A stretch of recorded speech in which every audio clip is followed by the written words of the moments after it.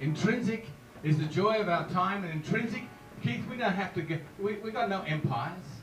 We all breathe the same air, we're on the same floorboards, same mic, same night, same time. And we all basically in Austin are half a degree of separation. The food over there on the potluck table will be consumed by the same people who brought it. Same heart, same liver, same kidneys. It's as if we are not clones, not doppelgangers, not shadows, but actual human beings. Excuse me using those words, particularly human and beings at the same time. Navajo said there are many in human skin, but they are not human. They don't know how to dance, they don't know how to sing, they don't know how to be human beings. But you are here. In the self-selecting evolutionary of our times, you chose to come to Buzzville on a day when nothing else is happening except gorging and Baal and Moloch and Mammon and the exchange of bribery. And the idea that underneath a tree which symbolizes Yule, you shall have empty boxes in shopping malls. People should be fasting. What about slow people? Must they fast as well? Anyway, I can't spell dyslexia. Thank you very much. But this is a confusing time, okay? People say, look into the light. I do, and I got blinded by the neon. They say, darkness is dangerous. I say, there's a certain truth in darkness, like our ancestors lived in caves. And I was told a story about Pythagoras. He was regarded as a bit of a lunatic by the Greeks. He used to come up with silly ideas, like displacement, the theory of displacement gravity. And that was Archimedes. But Pythagoras lived in a cave, like a dark cave of night. And he was named after the cave he lived in. In the language, it's Pith Agora, place of red mud. Agora became a meeting place, like this is an agora, a meeting place. Pith is red mud still, the pith of things, the core of an argument. And so that's just Pythagora, he knows nothing, he's just crazy man. Well, let's all be crazy then. Let's all gesticulate and articulate complex panaceas for the times we find ourselves in now, because yesterday's breakfast will no longer feed you. And World War I and II, did we learn nothing from them? We don't need a World War III. What we do need is peace, love, harmony, poetry, music, and all those things that are regarded as not essential curriculum in Texas schools.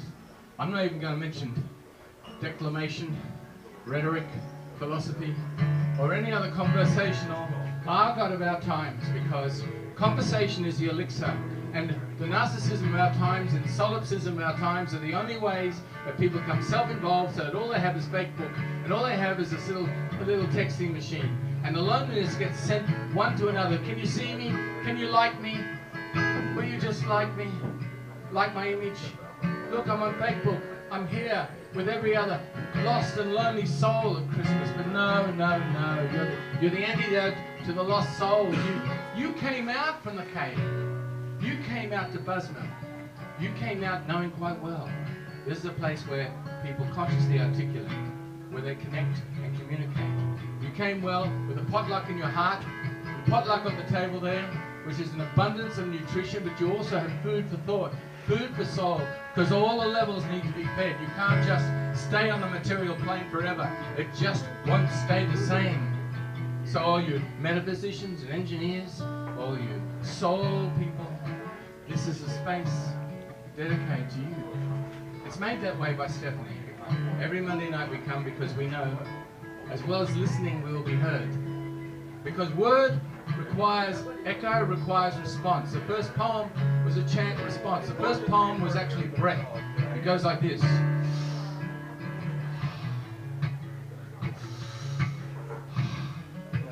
Translate that into words, and Sohan. Sohan was the first. And the first public performance was a chant and response. Something like this. Repeat after me. He's a good boy. He's a good boy. Good boy. Good boy. Always does what he's told. What he's told is good for him. It's good being good. Good doing what you're told. If you do what you're told, you'll end up dead. Chant response. You don't have to agree with anyone or anything. The beautiful part is every person here is a self-selecting evolutionary, individually made for the times we find ourselves in now. This is not 1967. This is the end of 2017. And a great deal has mutated since the time when our ancestors were saying love and peace and being hit on the head at demonstrations. You can still get hit on the head at demonstrations, but you can still say love and peace. In the independent republic of the future, we take one step, and soon we'll have to get used to 2018. We'll have to discard the skin of 2017, looking backwards just occasionally to remember the pain of our growing through the experiences foisted upon us, when the demographics were not enough to sustain changes, but were enough to sustain our personal changes. And in 2018, I'm not going to say it's going to be better. I'm not going to say it's going to be manure. The old will continue to manifest their right to tyrannize us with their agendas. And we will still gather because we love each other enough to recognize each other and to listen. And when we do, we hear something. And what we hear, we haven't heard before. It's your new song. It's your new poem. It's your new revelation. It's your new epiphany. It's when you woke up one morning going, Eureka, Eureka, I found it. And for a temporary moment you have. And then you lose the key. It turns into a cloud of dreams. You write in your diary sometimes and maybe salvage a tiny little bit of the dream that lasted you a whole night long. And then you realize you need to be refueled. So you go to the free library and get a book. You go to the other free library over there and get a book. You talk to people here and get an idea. You talk to someone and get your emotions back. Because no one wants to steal your soul, or your personality, or your ideas, or your emotions, or your future, or your past, or your present. They just want to share tonight, to care tonight. And that's why, in the great tradition of the potluck and the potlatch, there's a generosity evidenced on that table there, and on that ledge there, and beside every person here. It's what you have that you share. It's who you are that you share. There's not necessarily the words on paper, it's your soul expressing. Because what else can we give except who we are? And what present can we give at Christmas except our presence? And whatever reason you have to celebrate, whether it be Solstice, Saturnalia, whether it be Yule, whether it be Festivus, or Patricianus, whatever reason you can find in these dark times to be the shining light that other people say they need to see by, be that light, be that smiling spring we can drink from, clear water of inspiration, here at the Buzzmill, open mind, open heart, open smiles. And whatever happens next is completely unknown because we ain't never practiced this before and never will for sure. You see, it's only now. It's only you. It's only us. And we are changing everything as we smile. Welcome to us.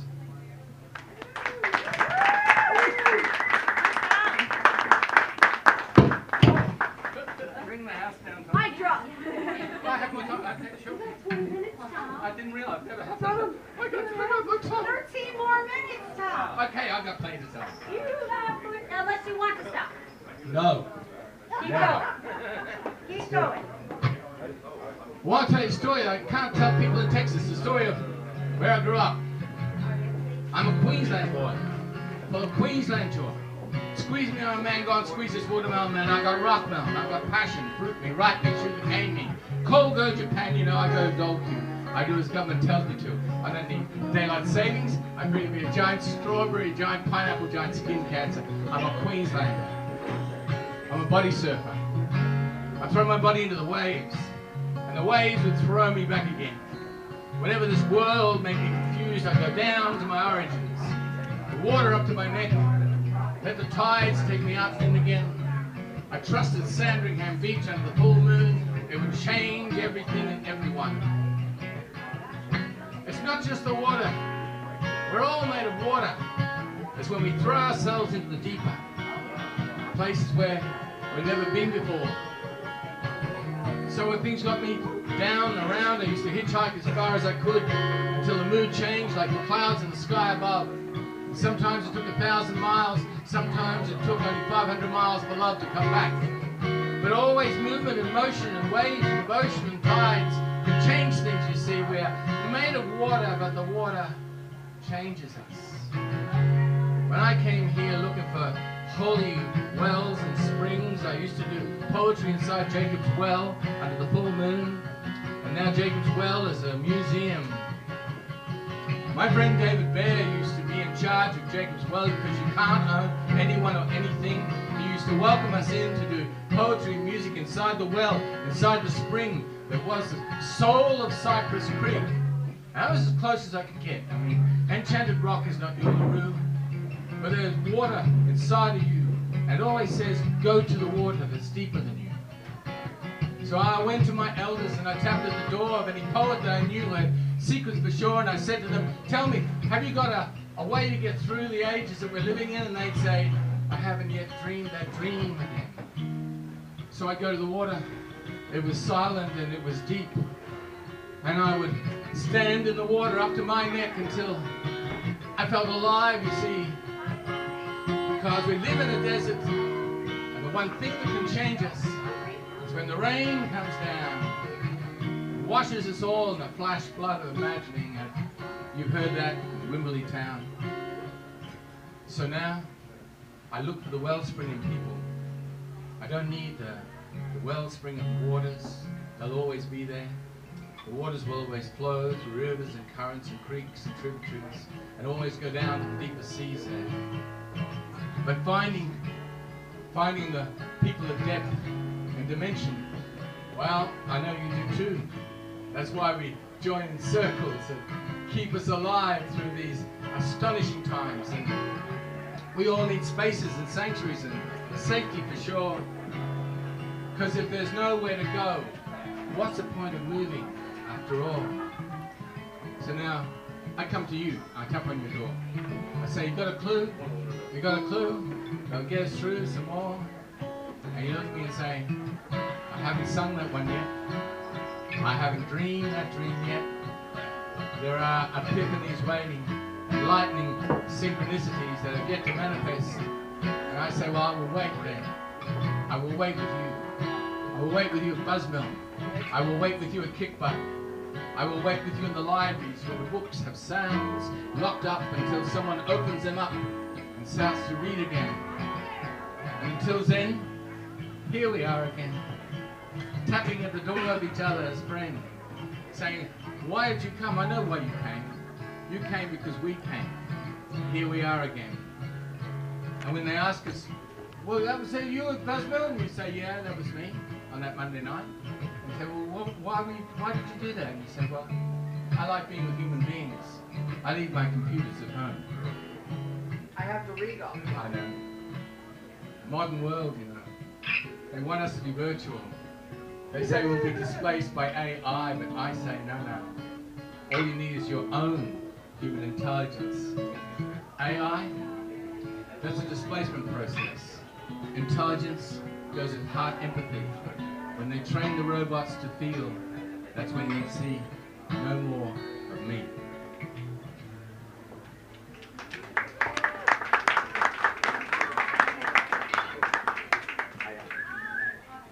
Okay, we've got time, so I didn't tell you all the whole truth, but I was born astral alien looking for signs of intelligent life on this planet. And I never thought I'd leave.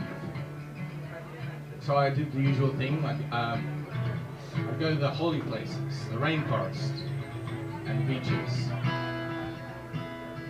And when I went to Uluru, this is what happened. I went 3 times. Once at Uluru, known by you as Ayers Rock, I was taken to a sacred watering hole. Frogs lived there, black in thousands. You couldn't drink from the waters were sacred. Now the day was hot, and those of us who could not drink became angry at this usurpation of our dominion, for were we not the crown of all creation? Now as I turn on my metal tap in Austin, I think again of those black frogs dreaming. The little watering hole, so small for so many black frogs to live in. The universe in a frog's eye. The universe in a toothbrush bristle. I, like the black frog, seek sacred waters to drink from, to dream in, to drink from, to dream in, to drink from, to dream in, To drink from, to dream in.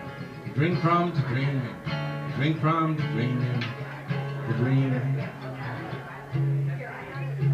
It hadn't rained for 15 years. And then I saw the rock. Its standard orange had turned from red to orange to brown. Clouds came up the top of the rock. And as those clouds came, little rivulets came over the top of the rock, spilling down to the billabong of the base. And I realized then what the primary myth of the land was, the rainbow serpent. The rainbow serpent is water. Water does not go in straight lines. It flows like a snake, and snakes like to be by the water. But there be sea serpents, the ones that will bite you. And so I got completely drenched. I stood in the rain and watched 13 waterfalls come over the lip of Uluru down to the billabong of the base. And I realized then we are temporary, time-tuned creatures. Rock long before us, rock long afterwards, and only water, the kiss of sweetness.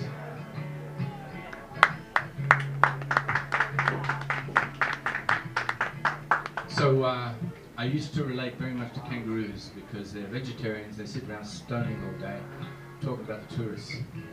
And if you ever lay down with a kangaroo, you'll note that there's potoroos, wallaroos, big reds, all different types. But the ones I liked were the blue greys down from where the Murray people live, and the browns from the desert.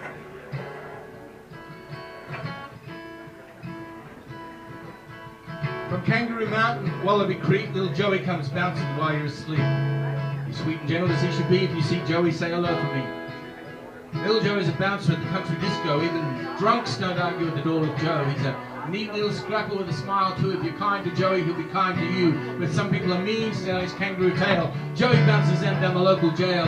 Others laugh because he's small and brown, but he's a tourist attraction in a kangaroo town. Kangaroo justice, not kangaroo stew. The dancers are happy, and you would be too. Imagine everybody bouncing doing the kangaroo hop.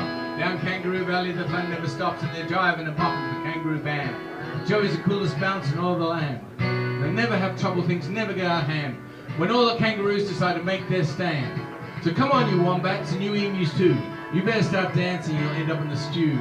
This world is waiting for a brand new show. The tourists want to learn what the kangaroo knows.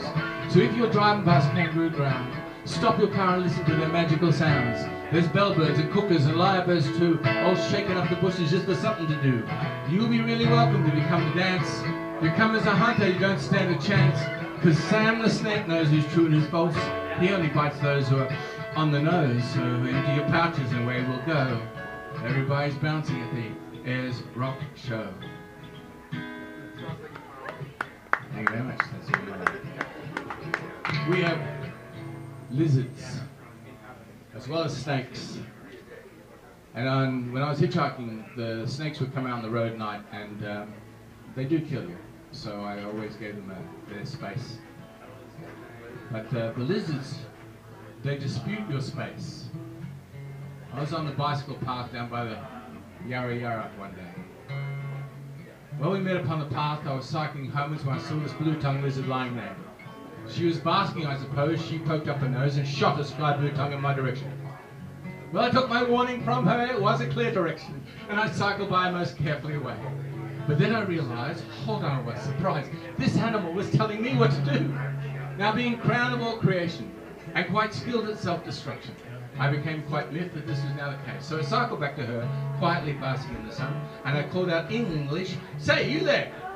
Well, she ignored me for a while, but I swear I saw a smile traced across her famous blue-tongue mouth. And she winked one eye at me. That was all I wanted to see. She knew what she was doing. I cycled out. Now, animals are human, with a way of giving directions that makes it quite apparent to me now. We are not their masters. We are ecological disasters. The animals are simply waiting all of us out. Sure, a species disappears when we chop and clear the trees, fish out oceans and kill the rich brown earth, but that twinkle in her eyes sure came as a surprise. That lizard was defending her home path. Now, if one little lizard, 1,000th of my size, could block my cycle path with bluff and puffing, imagine if the rest defended to their best the trees, the seas, the earth, the land and sky. Why, we wouldn't have a chance if they all began to dance. We'd be beaten with a coo-coo-coo-coo-coo-coo, Burrows laugh. And the animals would linger by the coals of our remainders to make sure that we were finally down to earth. This may seem a fantasy, but all future reality seems predicated upon such small circumstance. So watch out for animals.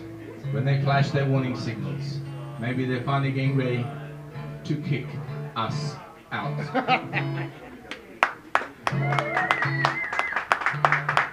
People often ask, what good is poetry? I've got to tell you, it's got me out so many traffic tickets. No, seriously. So this is the poem I wrote about having to explain to the policeman that you are an astral alien and just visiting Texas. It's a true story. So, let's do it.